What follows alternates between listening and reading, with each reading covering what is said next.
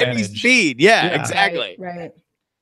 And Union Station is actually really cool. Oh yeah, I've been there on the metro, and it's great. Yeah, I mean it's beautiful, but it's not close to anything. And you'll see it in every movie. Yeah. I went that train. Makes it seem like LA is like Subway Central. Yeah, right. I took that train right after Drag Me to Hell came out, which has a great scene in Union Station, and I was very excited. All right, you guys ready to start in about a minute here? Yep. Ready. This is going to be good. We're going to have a beefy discussion, so we'll move through the top stories a little quicker than usual, probably. But we got a lot. We got a lot. This is one of those days when I got some hot takes. Precedent-setting news. This is one of those where I say, as I said earlier, almost as bad as it sounds, if not exactly as bad as it sounds.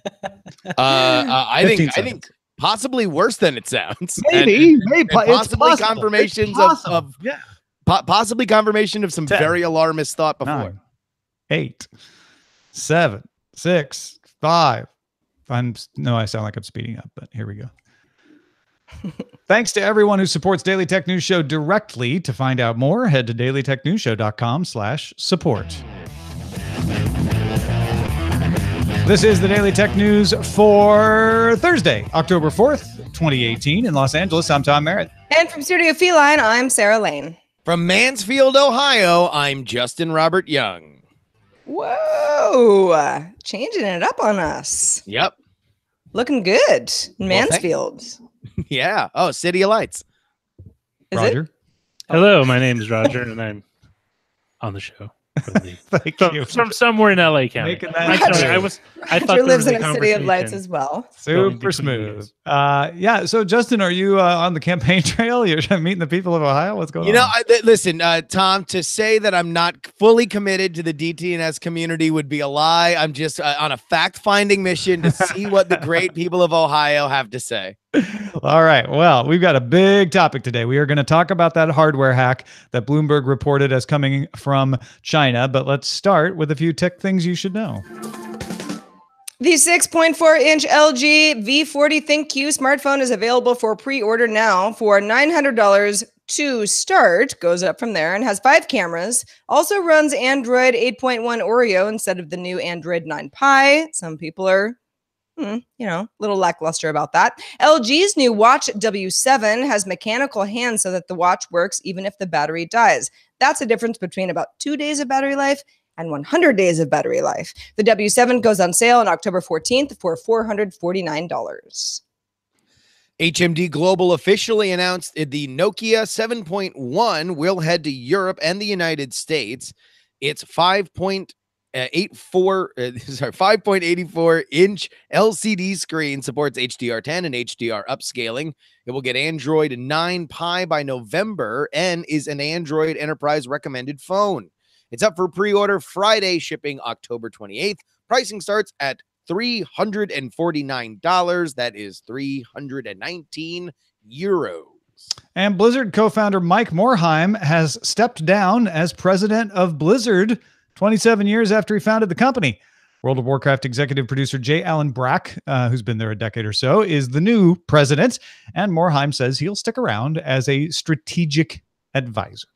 All right, let's talk a little more about what's going on with Nintendo, Justin.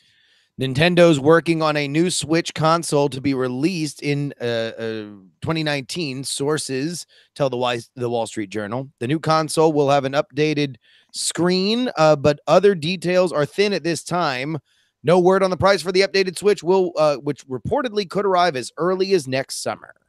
Well, and the whole idea, right, is that the screen probably should be updated, but that would also bring the price up. Yeah, and I don't know. They do these as loss leaders mostly to sell the game, so they might decide not to bring the price up. It does feel like the Switch could follow a Nintendo 3DS type model, where instead of like with the Wii U, you had the Wii U, and it was the Wii U until it was the Switch. The Switch could be more like the 3DS, where it's like, oh, well, we have one with a better screen, or we have one with a smaller form factor, and have varying versions of it. And this. So this just being sources say, we don't know for sure, but I find it believable that they might pursue that. This sounds realistic to me. The knock on Nintendo has always been that despite the fact that they can have game-changing hardware, which they certainly have with the Switch, that after they get their first round of original IP games, Mario, Zelda, Mario Kart, out to the people, that sometimes there is a fall off. If they're not selling their own systems with their own games, that there's not quite certainly the third-party developer support, which has been better for the Switch, but also anything else that Nintendo can use to goose these sales. They have put a lot of effort into a new Super Smash Brothers that they're certainly promoting the hell out of. So I would like to see it. I mean, I think that the Switch is a great console now. To offer a better version for around the same price or maybe slightly more, I think is a good deal for Nintendo. Dell announced the Alienware M15 laptop, which is 4.7 pounds, has a slimmer top and side bezels than previous models around its 15-inch total display, narrow edges hugging the keyboard, a new honeycomb speaker bar that sits right below the hinges, among other bells and whistles. Users can choose from an FHD or 4K display panel, and the laptop will support up to Core i5 or i7 processors, NVIDIA 1060 or 1070 Max-Q graphics, up to 32 gigabytes of RAM, and up to 1 terabyte solid-state drive or dual drives with PCIe and SSD combinations. Dell estimates that the device's 90-watt battery will also last 17 hours on a single charge, which is important for a gaming laptop. October 25th availability starting at $1,099. I mean, this is just all around, to me, a solid announcement. It's Totally. a good, well-spec'd gaming laptop for a decent price. I agree. I mean, like, I don't know. Who's getting one for their loved one this holiday season? Not me, no. Yeah. I mean, I'm not either, but I mean, yeah, for that price and those specs, it is incredibly solid. I don't really have anything bad to say about it. It's the ultra portable gaming too. laptop trend being carried out by Alienware in good fashion. So I think people are excited about this. Andrea Stocco and colleagues at the University of Washington have developed the first brain-to-brain network that they're calling BrainNet. An EEG is used to register the brain frequency in 3 participants, and something called transcranial magnetic stimulation, or TMS, so send that to Scott Johnson and Brian Ibbett, induces electrical activity in one of the 3 participants. TMS, the transcranial magnetic stimulation, is something that is used to activate the brain. In fact, one of the experiments they do is they can hold it over a certain part of your brain and make a phosphine appear in your vision by stimulating your brain. So they're using that here.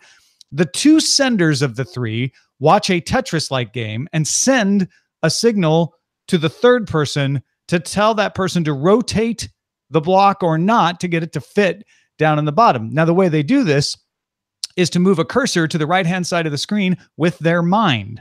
The cursor is moved by staring at a 15 hertz LED, which causes the brain to emit a frequency along those lines.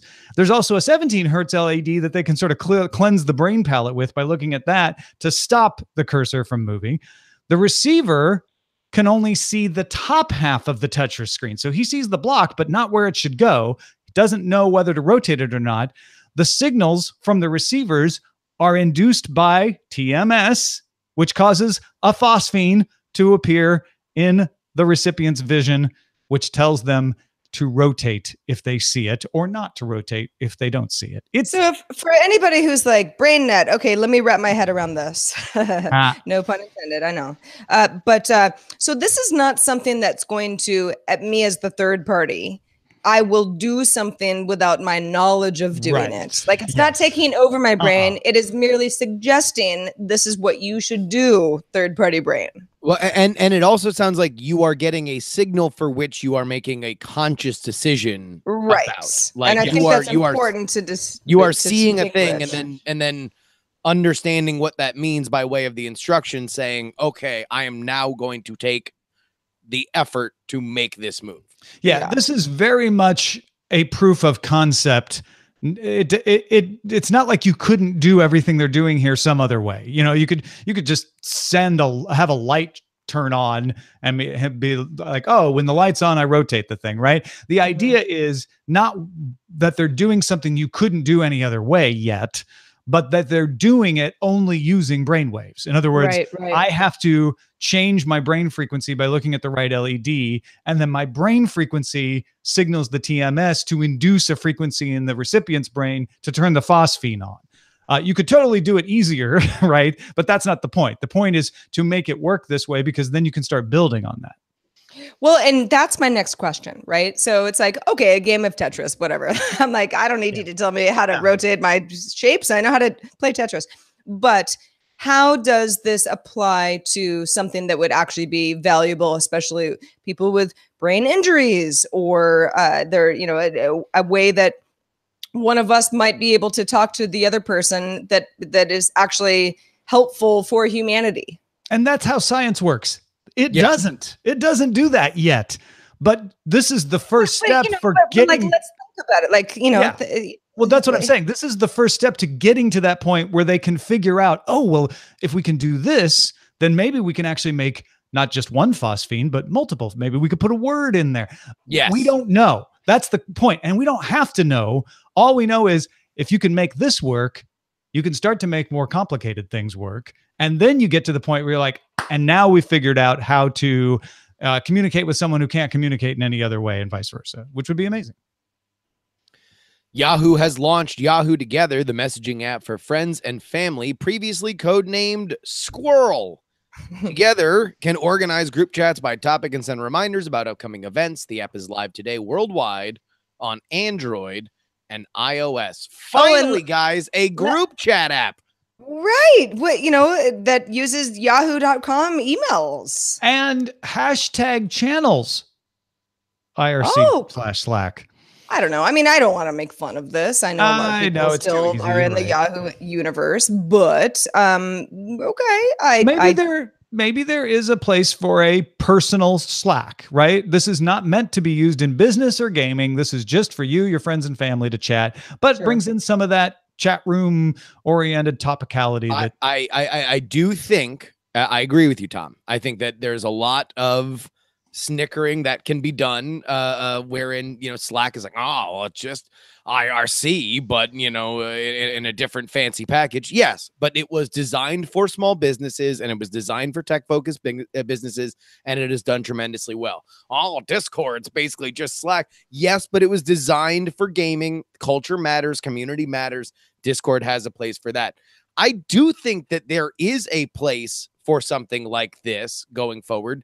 Group chats, I've long thought, are the social network that nobody really wants to talk about or acknowledge. We've certainly seen chat apps have tremendous success, but maybe something that has a little bit more rich functionality and is designed for, hey, we all want to get together. There's a very easy way that we can all agree where we're going. We can all get the same directions, and we can all get reminded 30 minutes before.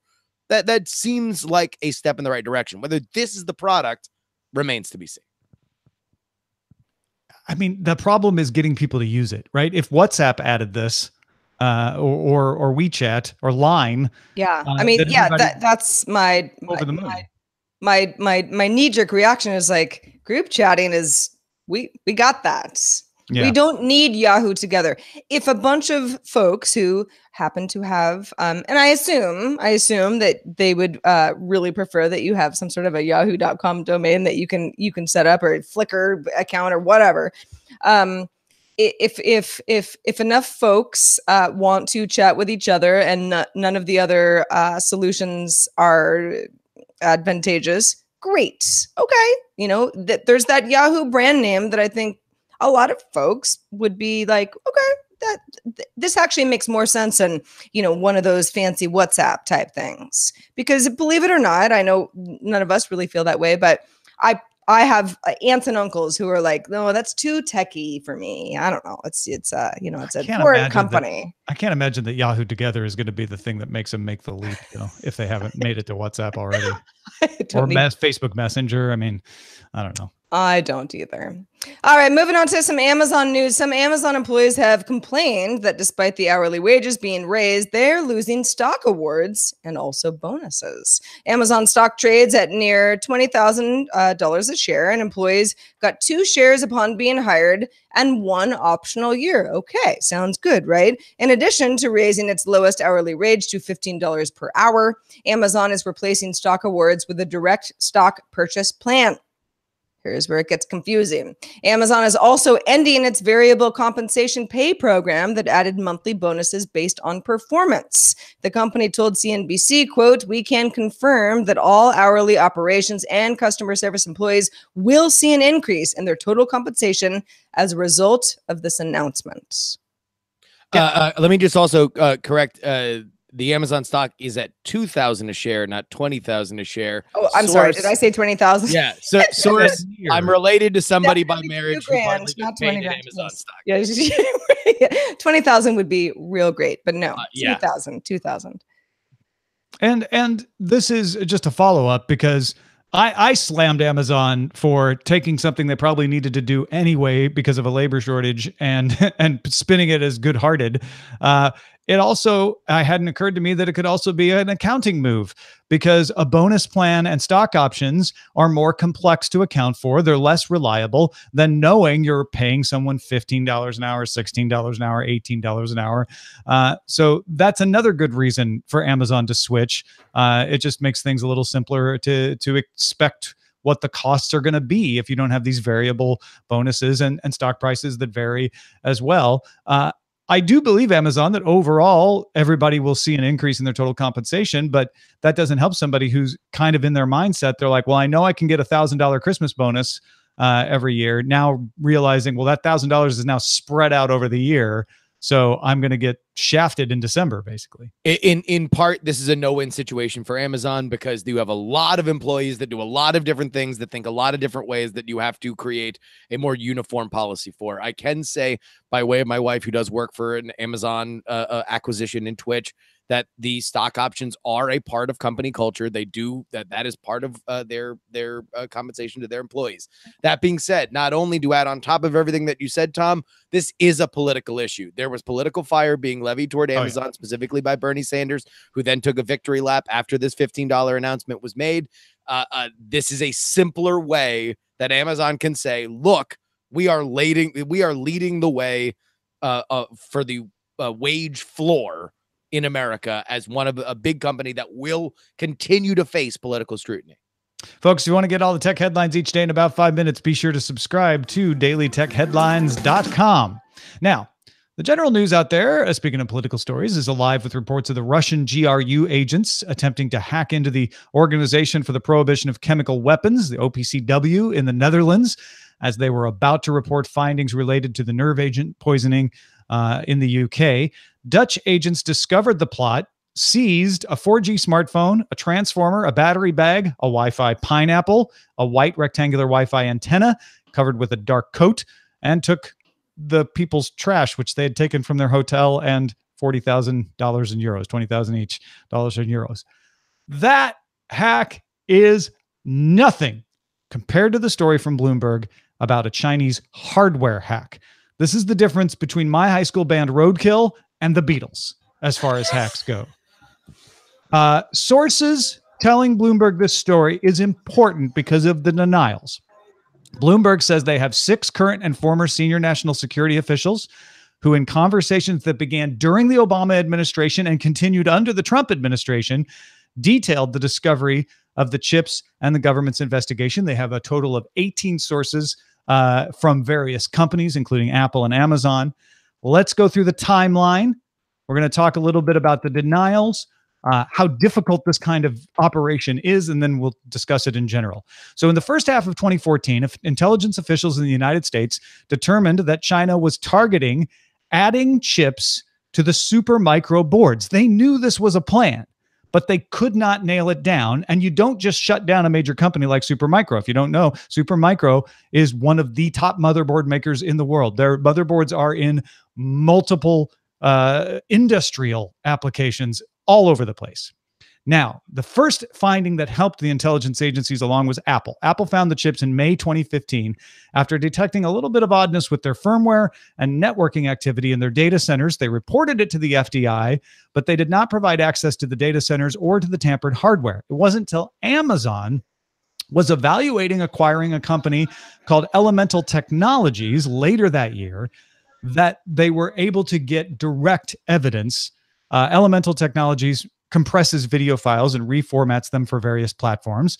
Elemental has government contracts with the DoD, CIA, Navy, NASA, Congress, the Department of Homeland Security.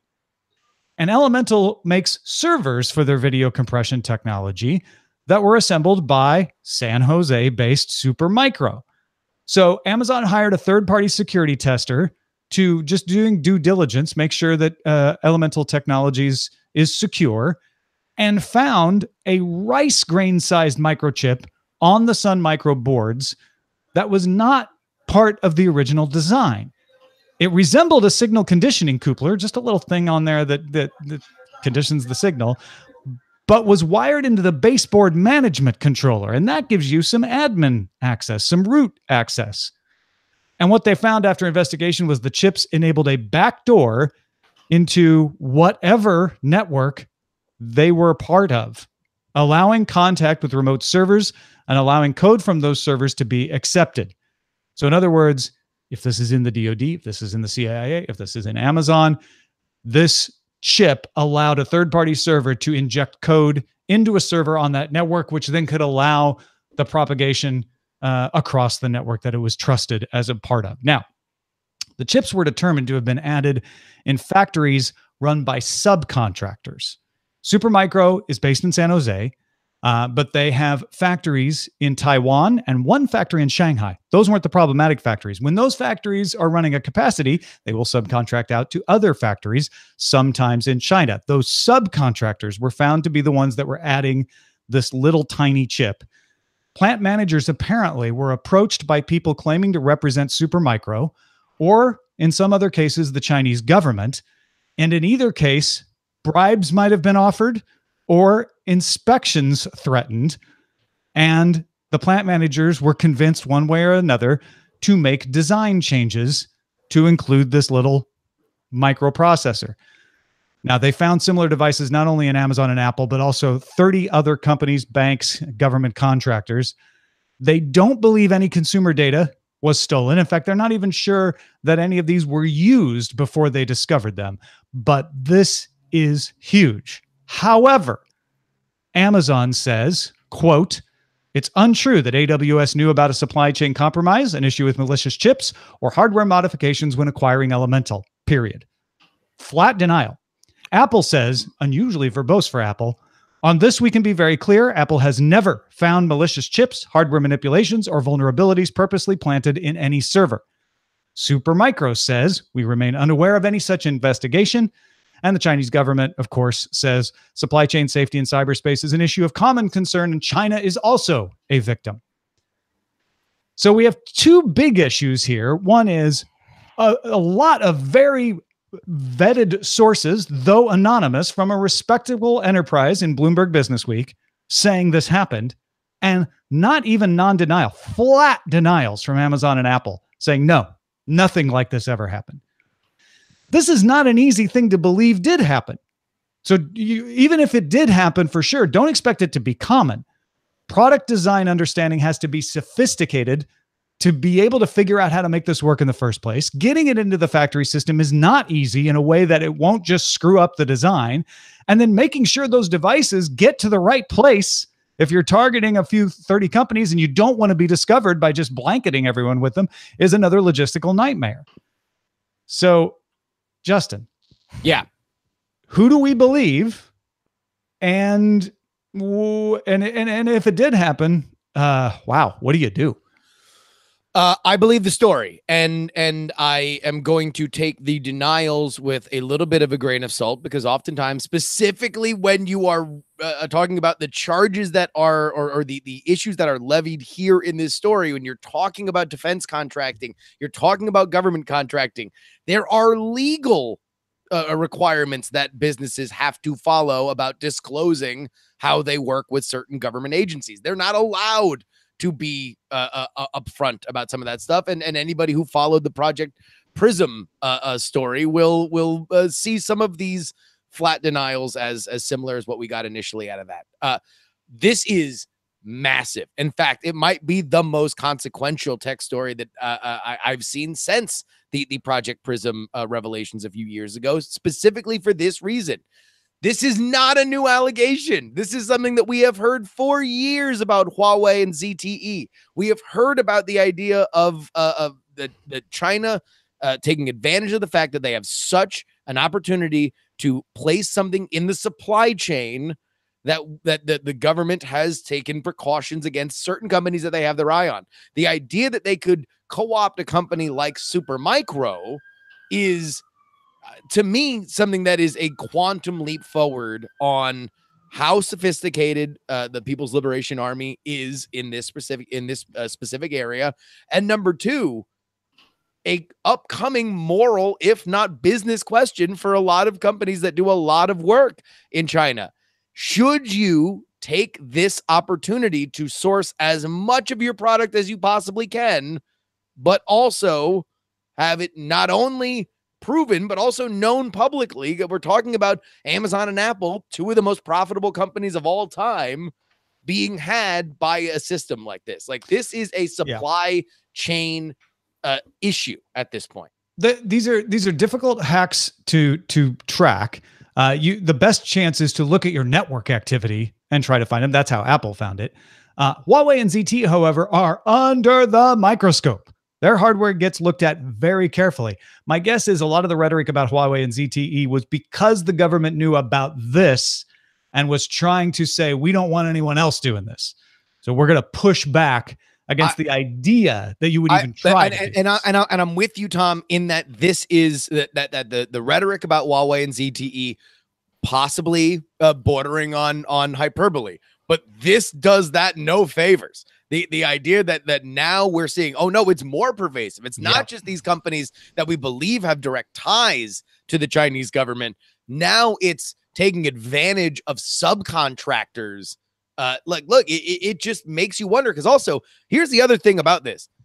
Yes, it is ingenious if you are the People's Liberation Army to go after data center motherboards, right? Like that is the most surefire way that you can send a product out into the ecosystem. And the Bloomberg story uses the metaphor of trying to throw a stick in a river that feeds out into the ocean in China with the hope that it will wash ashore in Seattle. Like that's how hard it is to make sure that this happens.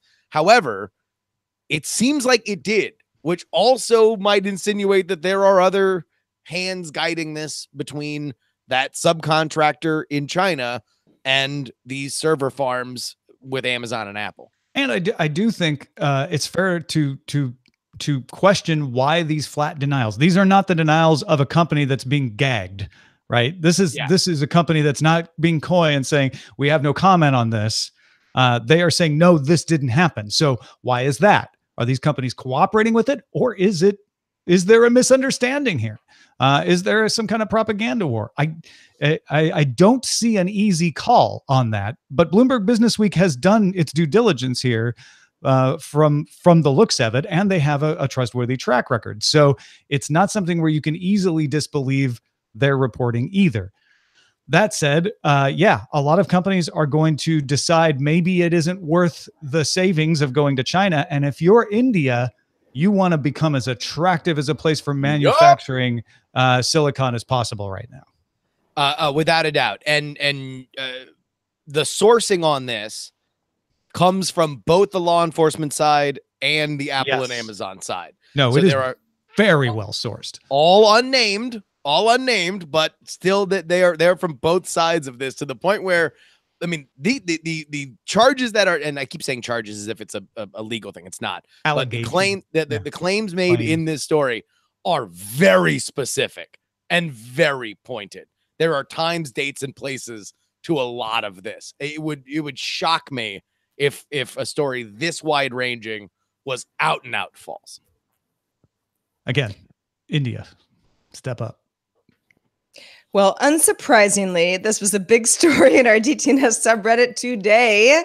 You can submit stories and vote on them at dailytechnewsshow.reddit.com. Also on Facebook at facebook.com/groups/dailytechnewsshow. Do we have anything in the mailbag today? Funny you asked, Tom. We do. Michael from Texas chimes in on our discussion yesterday about Kindle use and the idea of do people use e-readers? Do they make sense anymore?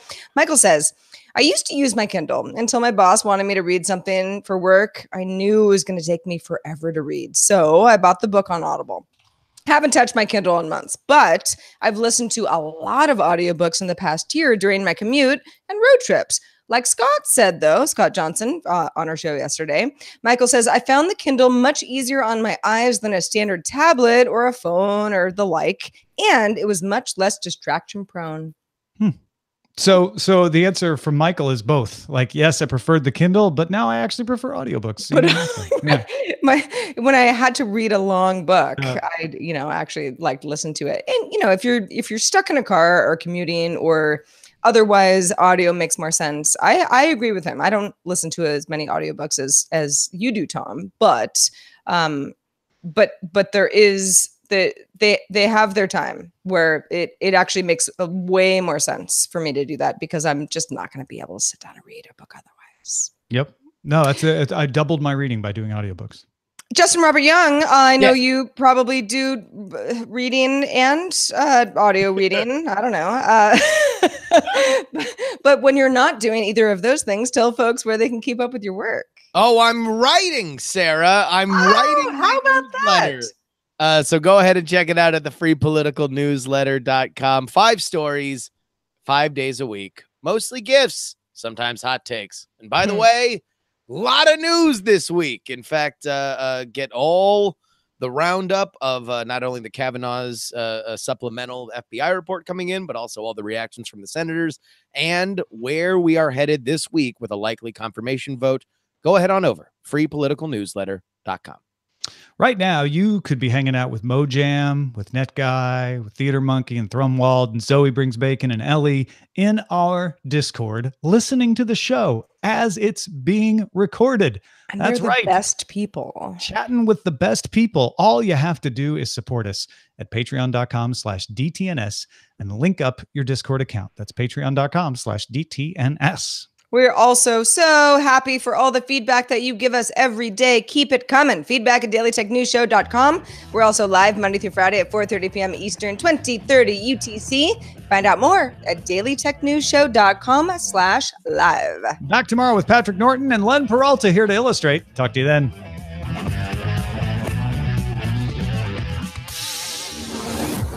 This show is part of the Frog Pants Network. Get more at frogpants.com. Diamond Club hopes you have enjoyed this program. Whoo-wee. Ooh, good one. Big news of the week. That was good. That was good. You guys. I wonder. I don't want to get too into the political sphere, but I was certainly watching Twitter to see if we were going to see a presidential reaction to this story, because this would seem to be a red meat opportunity to explain why China is not always our friend. Well, and the other thing now, not that our post show means we lower our standards, but it's a little more informal. Yes. Why the flat denial still sticks with me? What are the reasons, unless they are a combination of don't spook the stock people and we're not allowed to say. So in other words, with a gag order, it's we're not allowed to say, but we want to make it clear that we would otherwise. This is one where they may say, we don't want anyone to know this in the upper executive levels, so we're going to flat out lie. All right. About it. Well, but and we have the backing of being able to lie because we're prevented from saying otherwise. Is it a lie? Amazon says it's untrue that AWS knew about a supply chain compromise, right? A supply chain or an issue with malicious chips or hardware modifications when acquiring Elemental. That is a lie if this Bloomberg story is right, because AWS asked the third party to review Elemental as part of the acquisition. Yeah. And Elemental and the third party said, well, okay, hold on. I think I see a trapdoor. Yeah. And the third party said there is a hardware piece here. And then the government investigation began to try to figure out where it came from. So that knew about a supply chain compromise could be your out. Yes. Well, All right, at the time of the acquisition, we didn't know about a supply chain compromise. We just knew there was this weird process. We knew we had some weird little. We could have guessed it was a supply chain compromise, but we didn't know. We didn't know, right? Okay, so then Apple's on this. We can be very clear. Apple has never found malicious chips, hardware manipulations, or vulnerabilities purposely planted on any server. That feels more like a lie, because if the Bloomberg story is right, again, it said Apple found these chips after noticing weird networking and got rid of them and pulled the motherboards. I mean, again, it's there's just wording in here that, like, never found malicious chips is the one you can't get out. They said we never found malicious chips, and if the Bloomberg story is right, they definitely found malicious chips. Purposely planted on any server, right? Because that's the modifier. Well, I guess maybe you have some wiggle room to say we found these chips, but we didn't know why they were there. Exactly. Somebody does. Yeah, exactly. That one's harder. Because it's not impossible, but harder. they just appeared. Because they are saying that they never found these things to be purposely planted. They could have found weird anomalies. They also say we didn't find hardware manipulation, though, which is the only reason they pulled the motherboards is because of hardware manipulation. They could have found anomalies. They could have reported anomalies to the FBI. They could have pulled things before they knew what it was, because they just were like, we know the anomalies are coming from these motherboards, but we don't know why they're coming. Okay. So this is what I'm saying, is that never found is that to me is like, okay, well, we're putting all the weight on when you found these things. That one I feel like the Bloomberg story is pretty clear that Apple found the problem. Apple identified a problem and immediately reported it to the FBI. And the FBI looked into it. Yeah, that's finding. That's the definition of finding, isn't it? Well, that's yes, an anomaly. Well, I mean, it could very well be they don't want to spook their customers into. Oh no, I think that's. For sure. I mean that's it's literally. We're talking about whether this is actually a lie or not, though. Oh well, until Apple is definitively on the record saying that they found it. I mean, they can say also spin it whatever they want. Yeah. Also, to be fair, everybody in this list, Amazon, Apple, Supermicro, and China, all responded to a summary of facts from Bloomberg. Mm-hmm. So, like, who knows exactly what that was? Let's assume it is literally just a bullet point of the story, but it's obviously it's not done in journalism to send a company a full story that they can then pick apart. I don't know. Apple's saying on this, we can be very clear. Apple never found vulnerabilities purposely planted in any server. Seems really hard to defend if the Bloomberg story is correct.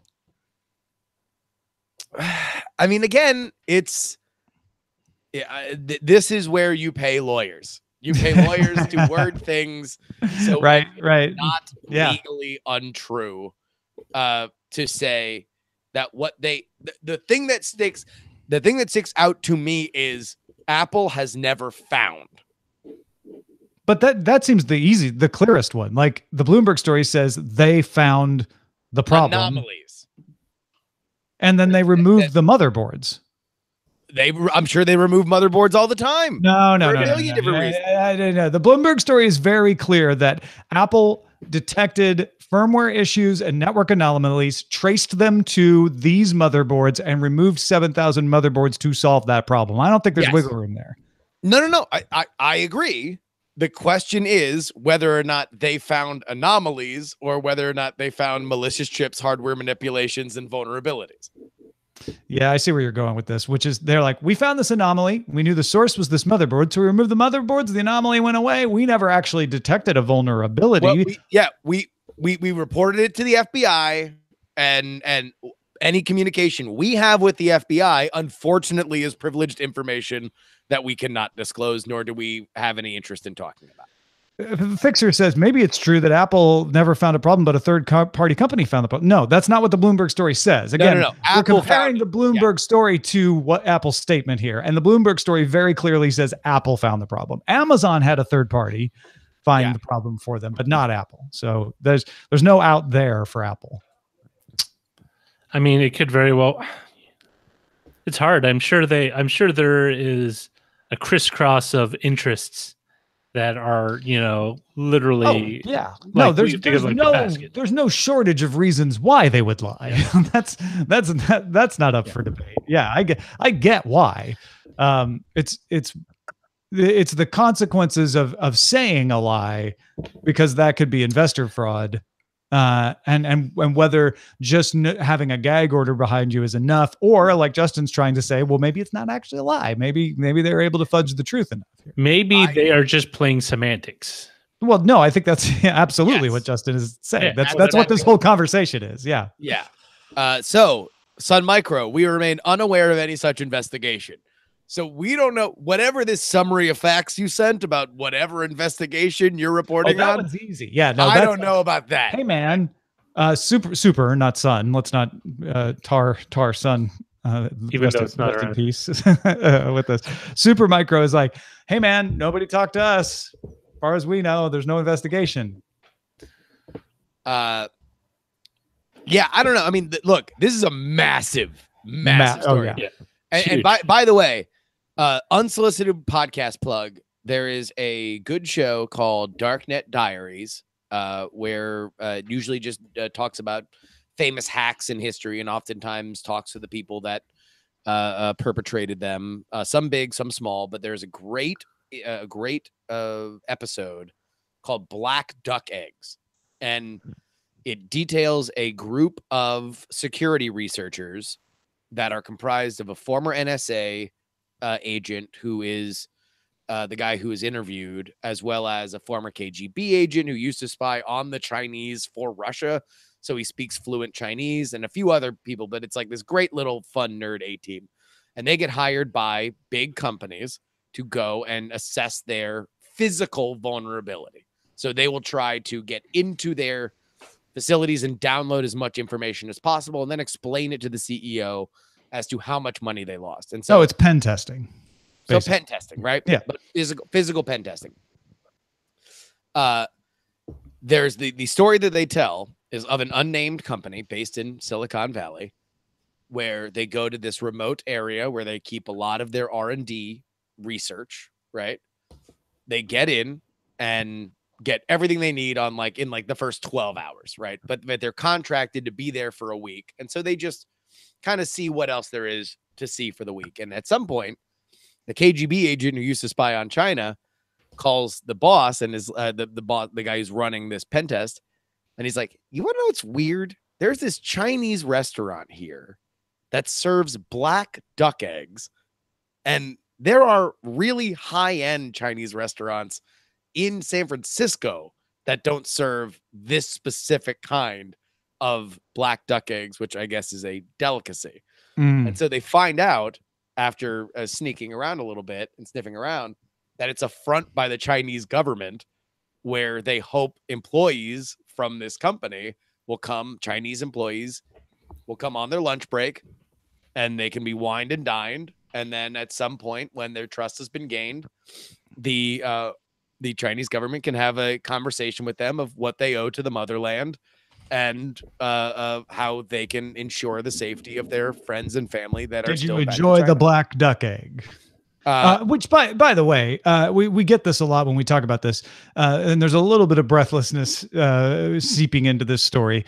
We're not saying that the United States doesn't have exactly the same thing going on in other countries. The U.S. has or done that, this. that other countries like the UK or Russia or Australia are not also doing this, but Sure. it's still a very interesting story. No, it's a very interesting. I mean, it's interesting because the U.S. did do something very similar, but not on the same scale. And is also probably doing something you don't sure. know about it right now. Yeah, absolutely. I mean, but the most well-known one is the one with the Cisco routers, where the NSA was just basically opening up packages that were being sent to that clients. was intercept. That was not. That was not at the scale of this Chinese hack. But this that's Chinese what I hack is just getting said. into It wasn't fact. on the same scale. Yeah, but that's it's crazy.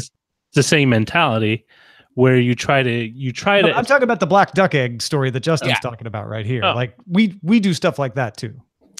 Well, yeah. I mean, it's part and parcel of the whole cloak and dagger spy business. I mean, that's what you do. Well, here, I would encourage everybody to go listen to it because the story is told more full. And before we get into the moral equivalency of spycraft, I think that it is an interesting look into, the fact that tech is a gigantic pivot point in global espionage. This is a forefront. This is the forward battleground. And I know we brushed by it, because it is more of a political story than a tech story, to be honest. But the Russian hackers we mentioned also charged with crimes in a coordinated effort between the UK, the United States, and the Netherlands, because they're saying a cyber war is happening. We're in the middle of it right now. Like it's going on. Yeah, it would have to be like sleeping under a rock to not notice. Yeah.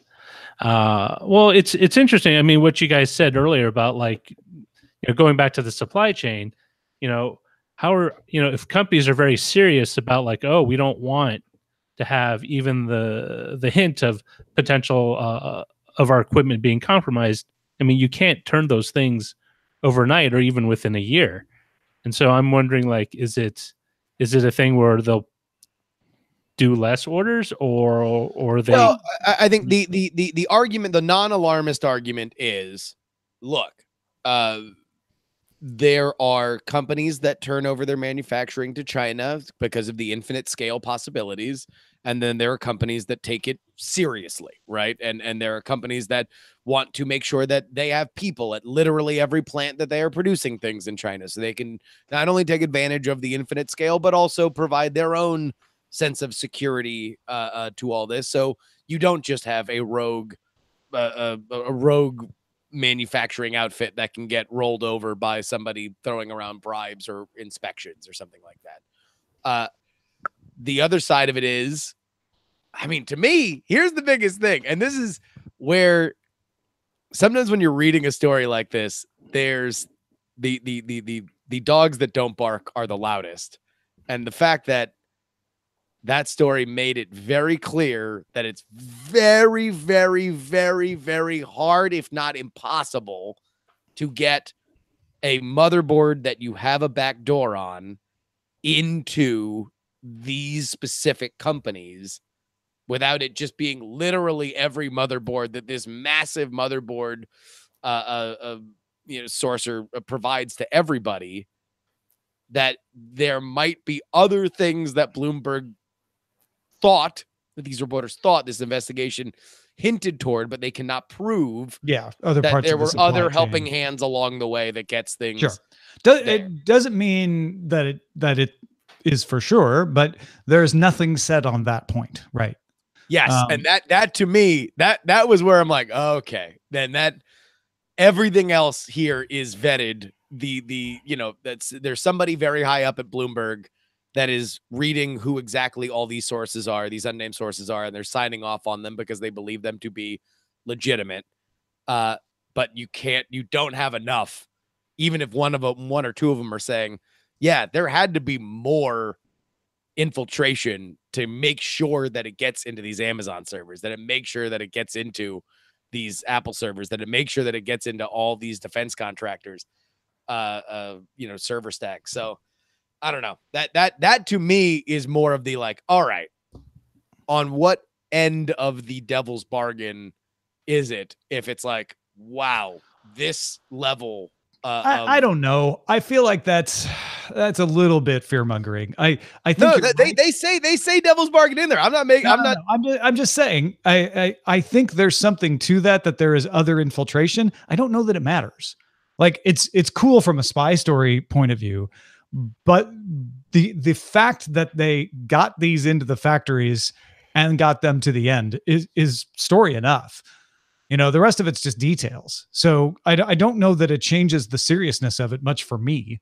If we found other parts along the way, that would just, bolster, like, well, that's how they did the magic trick. The fact that they did the magic trick at all is what's important. Oh, 100%. But I do think that it does fill in other details toward, like, if our next question is, like, to your point, it's focusing on the wrong thing. Well, no. I'm going back to your point that okay. India should be jumping up and down and talking about how efficiently and cheaply they can be manufacturing motherboards, right? Sure. And if that's the case, then and you're trying to explain why it's better to manufacture in India, why it's better to manufacture in Vietnam, why it's better to manufacture in other places that would want to get in on this, then that's part of the reason why is that, like, we're not going to try to seep into your supply chain. Well, yeah, I think you could already say that, I guess is what I'm saying. I don't know that adding more details really changes that. I think that to me is the difference between it being right now, India can make that case very well. They don't need additional ammo to make that case. I think, and you can sell Miller Lite by saying it tastes great, but it also helps to say it's less filling. Mean, you're looking at the floor, and I'm looking at the sky here. The other parallel that I think is important to draw that people are not going to pay attention to is Russia and China, in the common parlance, are held equal as far as their hacking ability. And today's stories very clearly show who's better at it than the other.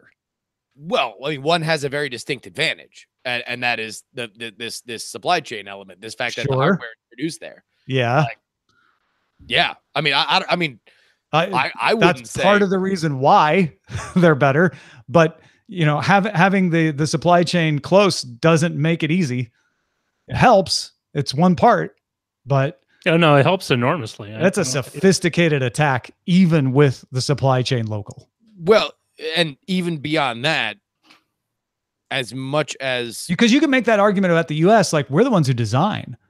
So we could put it in at the design phase and no one would know. We just send it to the factories. And it is something that has been tried legally and otherwise. Yeah. And I mean, but I guess the other thing is China's government system is different even than Russia's and the United States' in terms of being able to just shut things down on a more casual level. I think that's also exaggerated. I think Russia's pretty good at that. And I think the US is no slouch sometimes. I don't. Again, I'm not saying I'm not saying happens. You're not right. It never happens. I'm just saying that there's a difference between what you're saying and what people will hear when they hear you say it. And I think a lot of people think, well, China can just march in and make a company do whatever they want, and that's not actually the way it works. They certainly have a lot more levers to pull, though. That's true. Yeah. Well, they have. Well, on that note, what do you think? Big hack and little chip? Oh, that's good. I like that. Or take the denials with a grain of rice? Well, I already uploaded the show while we were talking. So I named it China's Tiny Hack into Big Data. Hey. But I wish you had spoken up earlier because I like it. Oh, man. I would have voted one chip challenge. Yeah, these are all better. I just had to go with something because that's fine. No. I think making it as straight. You and Justin were going at it, adding a special bonus argument to the show. Yeah. Big hack and little chip is pretty damn good, though. All right. Thank you, video folks, for hanging around. Audio folks, stick around. There's yet more to come.